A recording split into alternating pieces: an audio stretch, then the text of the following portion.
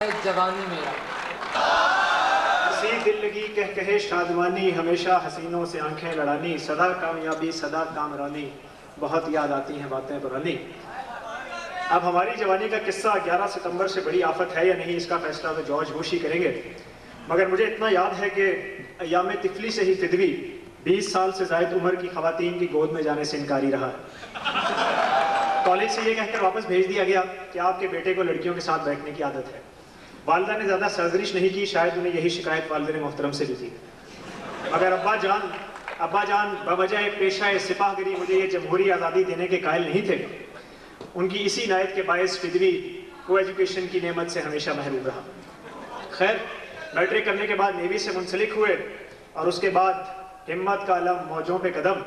نیول academy کے آس پاس صنف نازک کا وجود اتنا ہی ناپید تھا جتنا ریما کے رقص سے اعضاء کی شاعری، اور ہر کھانے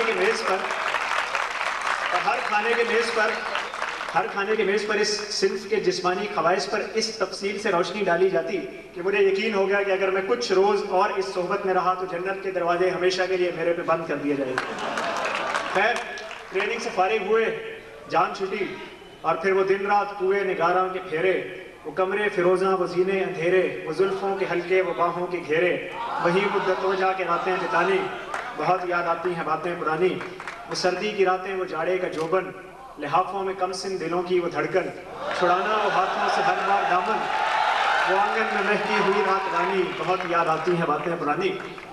اور پھر طرفہ تماشا یہ کہ ہمیں احباب بھی وہ میسر آئے کہ جو اوباشی اور اخلاق باختگی میں ایک نئے مکتبہ فکر کے بانی ہیں۔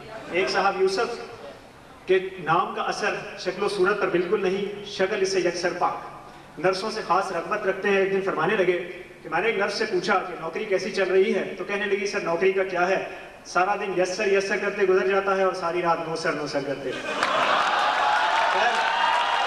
ایک اور کامران صاحب سل ہے بہشت، مکین ادھر کے بھی جلوے ادھر کے دیکھتے ہیں، بہت بار ریہرسل کی۔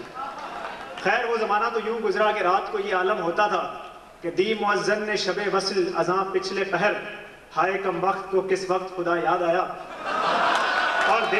اور دن کو یہ روٹین تھی کہ جہاں لڑکی دیکھی پیچھے پیچھے چل پڑے۔ خوبصورتی کوئی شرط نہیں، لمبا چوڑا تعلق رکھنا نہیں۔ شاعر مشرق نے خود فرمایا کہ جو کبوتر پر جھپٹنے میں مزہ ہے اے پسر، وہ مزہ شاید کبوتر کے لہو میں بھی نہیں۔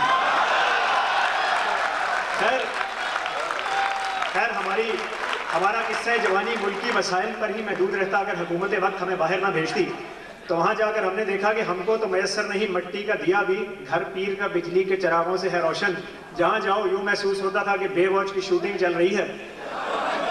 تب مجھے احساس ہوا کہ اگر انگریز نے ہم پہ 100 سال حکومت کی ہے تو اس کی غیر سیاسی وجوہات میر جعفر اور میر صادق کے علاوہ کچھ اور بھی تھی، کہ عرض کلیسا کا ہر ماہ پارا، سنا ہے اس کے بدن کی تراش ایسی ہے کہ پھول اپنی قبائیں قطر کے دیکھتے ہیں، سنا ہے چشم تصور سے دشت امکا میں پلنگ زاویے اس کی کمر کے دیکھتے ہیں۔ تو ہماری اس کثرت اختلاط سے جیلس اور حسرت اختلاط میں مبتلا چند سینئرز نے کہا کہ ٹھیک ہے عیشی کر لو، مگر یاد رکھو کہ ایڈز بہرحال لا علاج مرض ہے۔ مگر میں نے اس چیز کا کوئی غم نہیں لگایا، کوئی حفاظتی تدابیر اختیار نہیں کی، کیونکہ مومن ہے تو بے تیغ بھی لڑتا ہے سپاہی۔ اس کے بعد وہ شب و روز یوں گزرے، چل دے کے چلنا کہ کشتی چلی جائے جیسے کمانی، بہت یاد آتی ہیں باتیں پرانی۔